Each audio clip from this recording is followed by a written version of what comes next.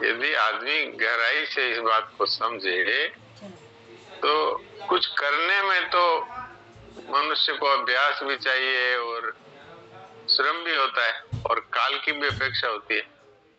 कुछ न करने में तो न तो कोई श्रम की बात है, न कोई काल की अपेक्षा है, न कोई अभ्यास है। तो विश्राम है, इसकी अटकल है, अटकल। इसको अटकल आ जाती है उसके लिए ये सहज है। सहज किसको कहते हैं कि जिसमें किसी प्रकार के प्रयास की आवश्यकता नहीं और जो पहले से ही मौजूद है।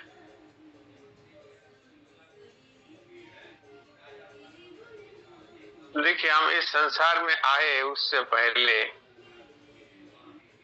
कि सृष्टि उत्पन्न हुई, मान लीजिए, तो पहले विश्राम था और बीच में संसार है और फिर ये प्रलय होने पे फिर विश्राम है।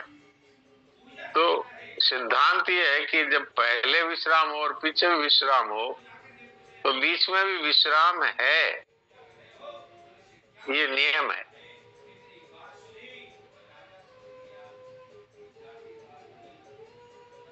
थोड़ी गंभीर बात है ये। ठीक है, तो अब गीता जी का अभ्यास करते हैं। शुद्ध गीता जी का पाठ।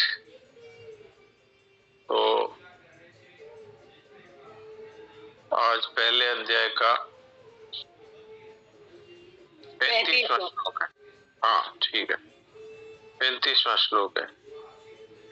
पहले मैं श्लोक 2 बार बोलता हूँ, आप लोग श्लोकों के अक्षरों पर ध्यान दें और पुस्तक को खोल करके उन अक्षरों को मेरे साथ साथ पढ़ें और बोलें।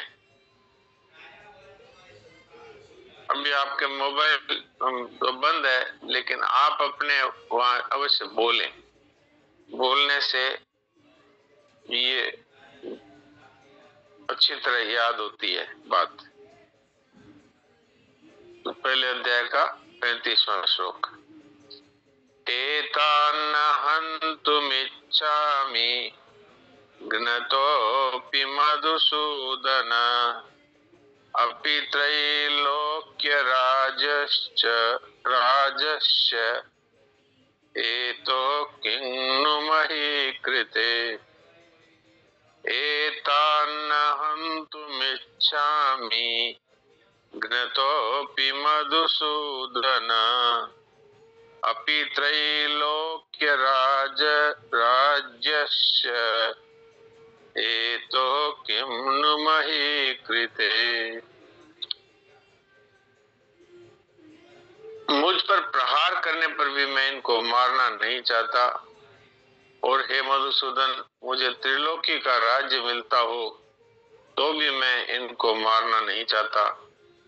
फिर पृथ्वी के लिए तो मैं इनको मारूं ही क्या।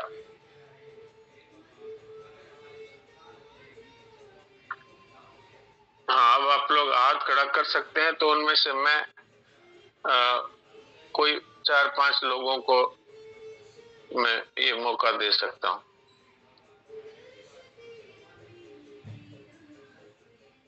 हाँ, सुशील जी बोलिए।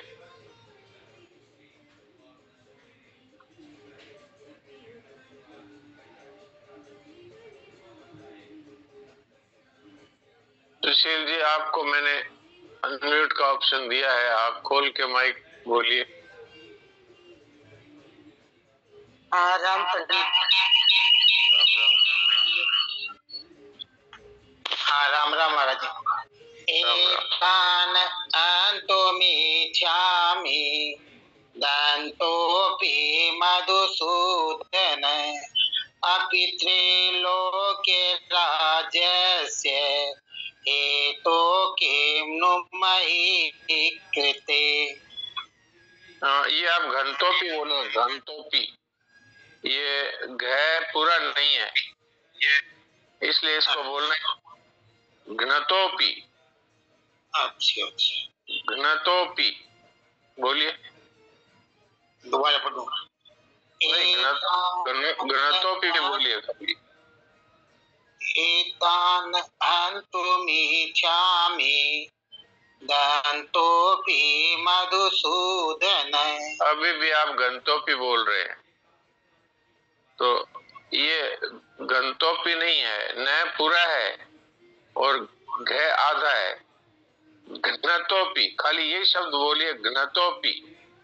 गन्तोऽपि, हाँ, घनतोपी। गन्तोऽपि, हाँ, घ को आधा बोलिए, घन।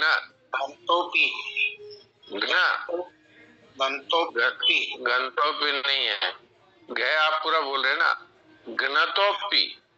गन्तोऽपि। ठीक है, आप उससे नहीं और पा रहे, अभ्यास करिएगा। मधुसूदन। शिव बोलो। राम राम, प्रणाम जी सर। राम राम। एतान् हन्तुमिच्छामि घ्नतोऽपि मधुसूदन अपि त्रैलोक्यराजस्य हेतो किन्नु मही कृते। ये मधुसूदन बोला ना, ये मधुसूदन है, पूरा न बोलना है। मधुसूदन, मधुसूदन नहीं, हिंदी में तो मधुसूदन बोल सकते हैं, संस्कृत में न पूरा बोलना है। देखिए ऐसे बोलो, एतान् हन्तुमिच्छामि घ्नतोऽपि मधुसूदन। बोलो। एतान् हन्तुमिच्छामि घ्नतोऽपि मधुसूदन। मधुसूदन क्यों बोलते हैं? मधुसूदन है, न पूरा क्यों नहीं बोलते? और उधर भी उधर भी एतान न पूरा नहीं बोला। दोबारा बोलो इसको, ऊपर वाली लाइन। एतान् हन्तुमिच्छामि घ्नतोऽपि मधुसूदन। अब ठीक है, अब ठीक है। बस ऐसे अभ्यास करो, तो गलती का अभ्यास करोगे तो गलत ही आएगा। ठीक है ना? राम राम जी सर। राम राम। तो अभी ठीक है, अब हो गया बस। ओ ठीक है।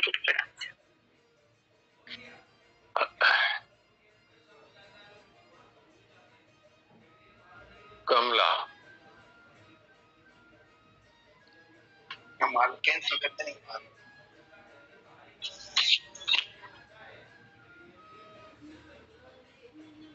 चलो छोड़ दो कमला। सुलोचना देवी। नारायण नारायण नारायण। प्रणाम महाराज जी। प्रणाम।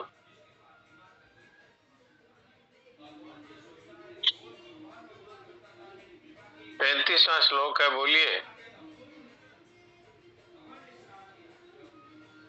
तान् हन्तुमिच्छामि घन्तोऽपि मधुसूदन अपि त्रैलोक्ये राजस्ते हेतु किन्तु मही कृते। ये आपके भी वही बीमारी है, घंटोपी बोल रहे हैं, घ पूरा नहीं है। घंटोपी क्यों बोलते हैं? ये घ्न है, घंटोपी नहीं है, घृतोपी। हाँ अब ठीक है, इसका बार बार अभ्यास करिए। सुनील दास जी बोलिए। अभी कमला बोल रही हूँ, पहले माइक नहीं खुला था। क्यों नहीं खुला? इतने दिन से रोजाना आपको मौका देते हैं माइक खोलने का, फिर क्यों नहीं खुला? खुला, लेकिन थोड़ा सा वो दूसरा आ गया, उसमें खोलने लगी दूसरा, मेरे को समझ नहीं आया उसमें। ठीक है, बोलो। एतान् हन्तुमिच्छामि घन्तोऽपि मधुसूदन अपि त्रिलोक्यराज्यस्य हेतो किन्नु मही कृते।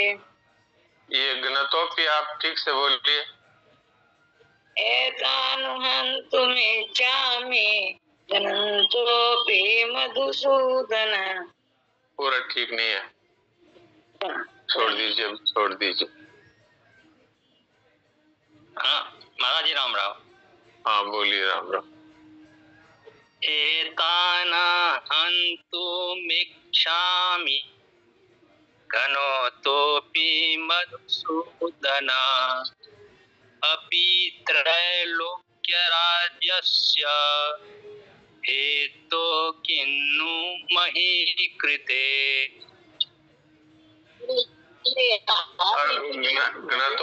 घनतोपी में सभी को तकलीफ हो रही है, पता नहीं इतना कैसे कठिन है। घनतोपी नहीं है भाई, घ पूरा नहीं है, घनतोपी। और जब मैं किसी का सुधार करता हूँ तो दूसरों का सुधार तो खुद ही हो जाना चाहिए ना जी। अभी भी घनतोपी बोल रहे हैं, अरे घ पूरा नहीं है, घनतोपी। अरे घन बोल रहे हैं। चलो छोड़ दीजिए, अब आपके बस की बात नहीं। प्रणाम महाराज। प्रणाम।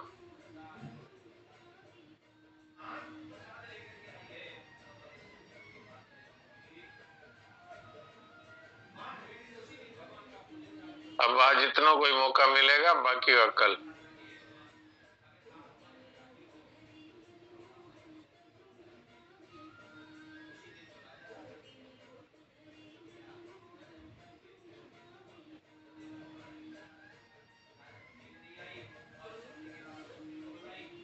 नारायण नारायण। इतना तो कोई कठिन नहीं था, घनतोपी बोलने में इतनी कठिनता क्यों हुई, अभी तक मैं समझ नहीं पाया। ये घनतोपी बोलते हैं, अरे घ पूरा नहीं है, घ्न बोलने में इतनी क्या कठिनता आई, मैं अब तक नहीं समझ पा रहा हूँ। इसलिए कहते हैं कि भाई शुद्ध पाठ करना सीखो।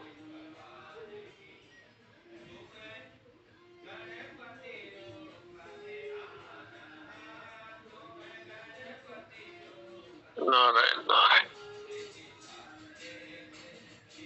हाँ संतोष भाई, पाते पढ़िए। राम प्रणाम जी साहब। राम राम। 34वें का दूसरा पैरा पढ़िए जी। मूक सत्संग प्रत्येक प्रवृत्ति के अंत में सहज भाव से होना चाहिए। देखिए ये एक वाक्य है, इसको मैं दोबारा एक बार बोलता हूँ, ये बहुत महत्वपूर्ण है। मूक सत्संग प्रत्येक प्रवृत्ति के अंत में सहज भाव से होना चाहिए। प्रवृत्ति का क्या अर्थ है? कोई भी कार्य के अंत में स्वतः ही हमारी स्थिति अपने स्वरूप में होनी चाहिए, अर्थात कार्य की समाप्ति पर स्वतः ही विश्राम की प्राप्ति होनी चाहिए। जो हमारा उद्देश्य होता है वो कार्य के अंत में स्वतः ही वो उद्देश्य प्रकट हो जाता है। हमारा उद्देश्य है स्वरूप स्थिति, लेकिन यदि हमारा उद्देश्य संसार है तो संसार ही प्रकट होगा, हर एक प्रवृत्ति के बीच में भी और बाद में भी। जैसे एक व्यापारी है, वो धन कमाने के लिए व्यापार करता है। एक दुकानदार है, वो पैसा इकट्ठा करने के लिए व्यापार कर रहा है, वो दुकान खोल रहा है। तो दुकान का शटर गिराते वो रुपया गिनना शुरू कर देता है, क्योंकि वो रुपए के लिए ही दुकान लगा रहा है। तो जो हमारा उद्देश्य होगा वो प्रत्येक प्रवृत्ति के अंत में प्रकट हो जाएगा स्वतः, बिना कुछ किए। तो जब हमारा उद्देश्य है विश्राम, तो प्रत्येक प्रवृत्ति के अंत में स्वतः ही विश्राम आता है, पर हम उस प्रवृत्ति में या उसके फल में उलझते हैं, अर्थात कामना लेकर के कोई कार्य करते हैं, तो वो कार्य के अंत में स्वतः वो कामना ही प्रकट होती है। अब मेरी बात ठीक से समझ पाए हो तो इसका बहुत गंभीर अर्थ है। हाँ आगे पढ़िए। उनकी सर्व समर्थ हेतु की कृपा सर्वत्र सर्वदा अंग संग है। उसका आश्रित का महान बल है। ऐसा रूपी भूमि में ही मूक सत्संग रूपी वृक्ष उत्पन्न होता है और संबंध विच्छेद रूपी जल से ही उसे सिंचा जाता है। अब देखो, इस वाक्य पर मैं बात करता हूँ, जो मैं बराबर बोलता हूँ वो बात दूसरे शब्दों में सन्नान जी महाराज ने अभी कही है कि अगर मोक्ष सत्संग करना है तो अचाहत होना पड़ेगा, यानी कामना का त्याग करना पड़ेगा। ये कह रहे हैं अचाह रूपी भूमि में ही मोक्ष सत्संग रूपी वृक्ष उत्पन्न होता है। तो भूमि क्या है इसकी, जो जिस भूमि में अचाह रूपी वृक्ष प्रकट होगा वो भूमि है अचाह। मोक्ष सत्संग रूपी वृक्ष जिस भूमि में प्रकट होता है उस भूमि का नाम है अचाह, अर्थात कामना रहित अवस्था। और आगे कहते हैं इसमें संबंध विच्छेद रूपी जल सींचा जाता है। संबंध विच्छेद का अर्थ है ममता का त्याग। अरे भाई, किसी को हम मेरा मानते हैं तो संबंध जुड़ गया ना। संबंध विच्छेद का अर्थ है मेरा कोई नहीं, तो दो ही बातें आई ना, मेरा कुछ नहीं और मुझे कुछ नहीं चाहिए।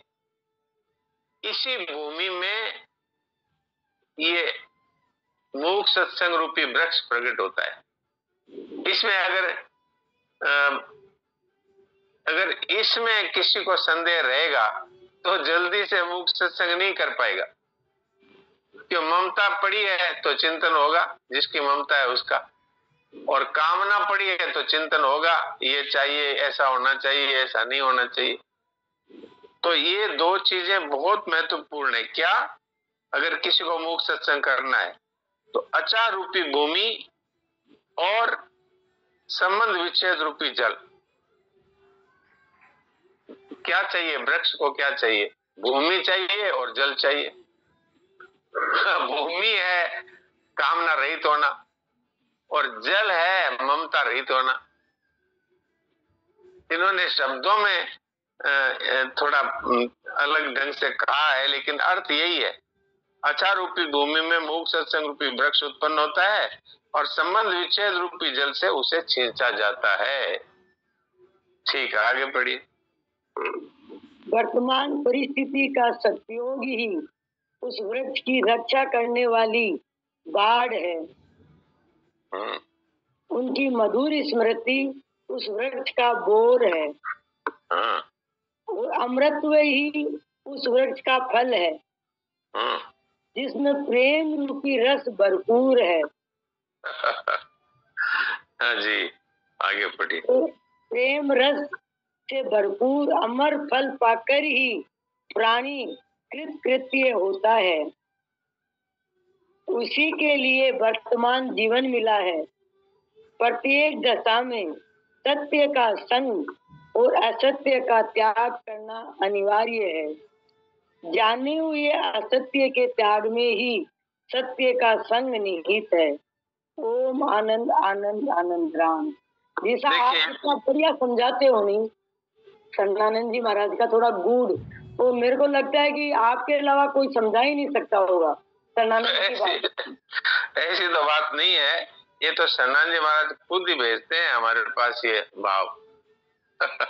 तो जो उनमें श्रद्धा रख करके पढ़ेगा और उसको हृदय से स्वीकार करेगा, उसी के हृदय में सन्नानंद जी के भाव प्रकट हो जाते हैं। और क्या, इसमें व्यक्ति कोई विशेषता नहीं है, ये संतों की और भगवान की विशेषता है। अब देखिए इन्होंने कितना अच्छा रूपक बनाया है। ये मैंने तो रूपक के दो ही बातें बताई, आगे और सुनिए। इन्होंने ऐसा रूपक तैयार किया है मोक्ष सत्संग का कि बड़े बड़े कवि और बड़े बड़े विचारक भी इसके सामने फेल हो जाते हैं। देखिए, अचाह रूपी तो भूमि है और संबंध विच्छेद रूपी जल है, अर्थात ममता और कामना का त्याग। अब आगे है वर्तमान परिस्थिति का सदुपयोग ही उसकी रक्षा करने वाली बाढ़ है। वर्तमान परिस्थिति जो आपको मिली है उस परिस्थिति का सदुपयोग। तो सदुपयोग क्या है? यदि दुखमयी परिस्थिति है तो सुख की इच्छा का त्याग, और यदि सुखमयी परिस्थिति है तो उदारता, अर्थात हमारे पास यदि मान लीजिए धन कम है तो धन की इच्छा नहीं करनी, और यदि धन ज्यादा है तो उदारता पूर्वक दान करना। तो परिस्थिति का सदुपयोग इसकी बाढ़ है। अच्छा, परमात्मा की मधुर स्मृति है, उस वृक्ष का बोर है। बोर किसको कहते हैं? जो फल लगने से पहले जो फूल की तरह आता है उसको बोर कहते हैं। जैसे अपने नीम की निमोली लगती है तो पहले नीम जड़ लगती है, इसी को बोर कहते हैं। तो ये जो भगवान की मधुर स्मृति है उस वृक्ष का बोर है, और अमृतत्व ही उस वृक्ष का फल है। और उस फल में जो प्रेम रूपी रस है वो भरपूर है। तो ये एक ऐसा रूपक इन्होंने तैयार किया है कि ये तो विद्वान से विद्वान व्यक्ति भी इस तरह के रूपक नहीं बना सकते। ये तो अनुभवी पुरुष है, वही इतनी सरलता से रूपक के द्वारा समझा सकते हैं।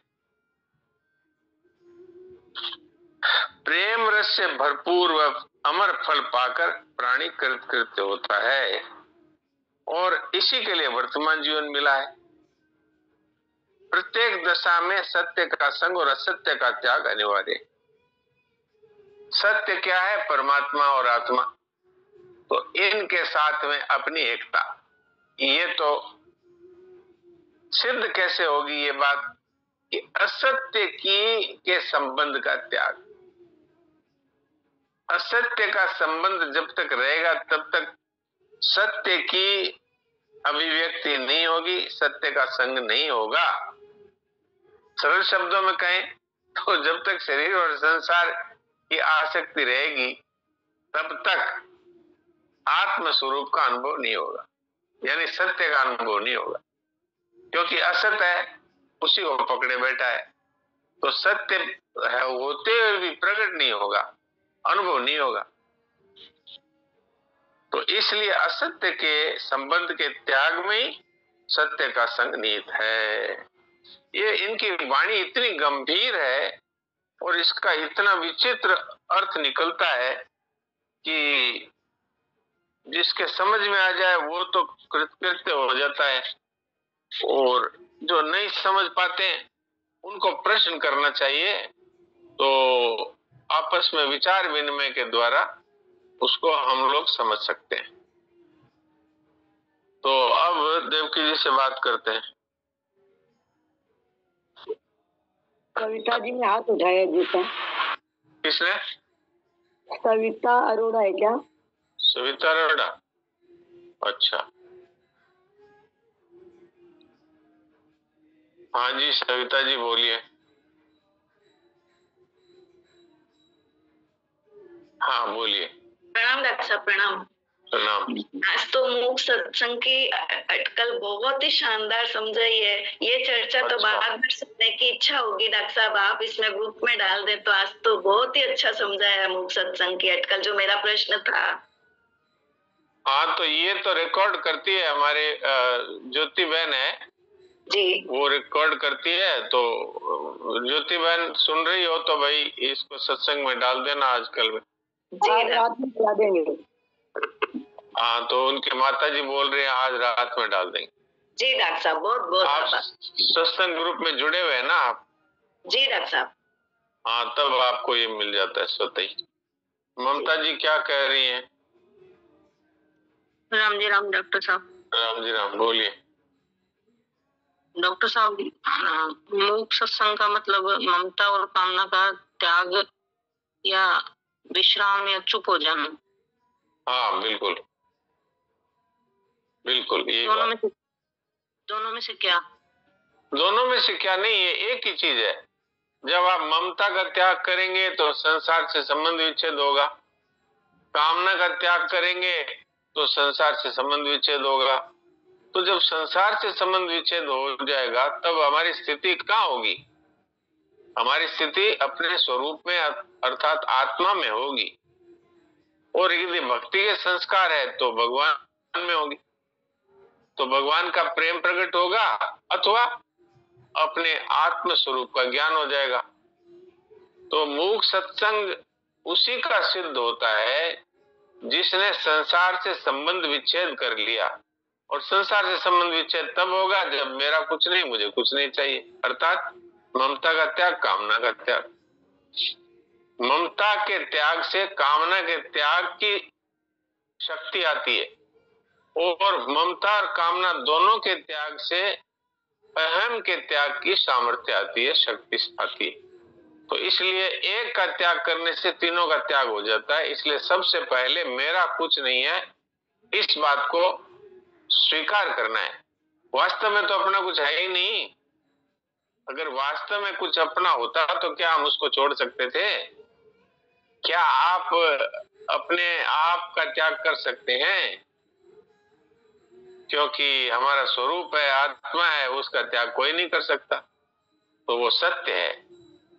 तो जब तक असत्य की ममता रहेगी, अर्थात शरीर और संसार की ममता रहेगी, तब तक सत्य के दर्शन नहीं होंगे। सत्य है वो गायब तो नहीं हो सकता, लेकिन सत्य है वो ढका हुआ रहता है इस अज्ञान से। अज्ञानेनावृतम ज्ञानम तेन मुह्यन्ति जन्तवः। भगवान ने एक प्रकार से मनुष्य को जंतु कहा है। जंतु कौन से मनुष्य को? जिसने ममता और कामना का त्याग नहीं किया, उसको जंतु कहा है। तो सीधे शब्दों में कहें तो जैसे हमारे एक मास्टर जी थे, वो कहते थे, अरे जिनावर मिनक बन जा। जिनावर का अर्थ है जानवर। तो अरे जिनावर मिनक बन जा।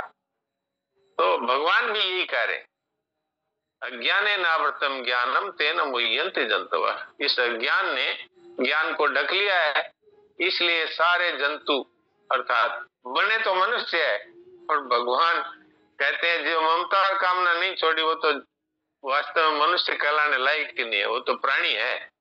तो प्राणी तो क्या है, थोड़ा सा इज्जत वाला शब्द है, और जंतु तो सीधा ही है, जानवर।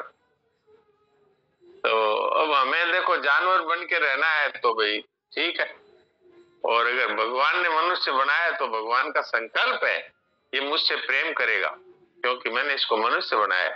पर प्रेम तो करता है वो संसार से, धन से करता है, और परिवार से करता है, शरीर से करता है, प्रेम तो इससे करता है। तो भगवान इस इंतजार में है, तो कभी न कभी तो ये मुझसे प्रेम करेगा। जी डॉक्टर साहब। और डॉक्टर साहब, शरणानंद जी के बारे में मैं कुछ जानती नहीं हूँ, तो अगर उनके विषय में कुछ व्हाट्सएप पर भेज सकें या बता सकें तो। अब थोड़ी सी बात तो मैं अभी कह सकता हूँ, 1 मिनट का समय है। वो ये है कि शरणानंद जी महाराज जन्म से तो अंधे थे नहीं, लेकिन 10-11 वर्ष की उम्र में किसी बीमारी से उनकी दोनों आंखों की रोशनी चली गई। तो उनके मन में ये बात आई कि क्या कोई ऐसा जीवन है जिसमें दुख ना हो, क्योंकि इनको आंख के जाने का बड़ा दुख हुआ। इनके पढ़ने का संकल्प था, बहुत बुद्धिमान थे, और तो पढ़ने का संकल्प था। तो जब आंखें चली गई तो बड़ा दुख हुआ। तो फिर इनको ये प्रश्न उठ गया कि क्या ऐसा कोई जीवन है जिसमें दुख ना हो। तो एक संत मिल गए, उन्होंने कहा भगवान की शरण हो जाओ तो दुख मिट जाएगा। तो ये शरण हो गए, तब से इनका नाम शरणानंद जी हुआ। इनका आश्रम अभी भी है वृंदावन में, वृंदावन और मथुरा के बीच में है, वो मानव सेवा संघ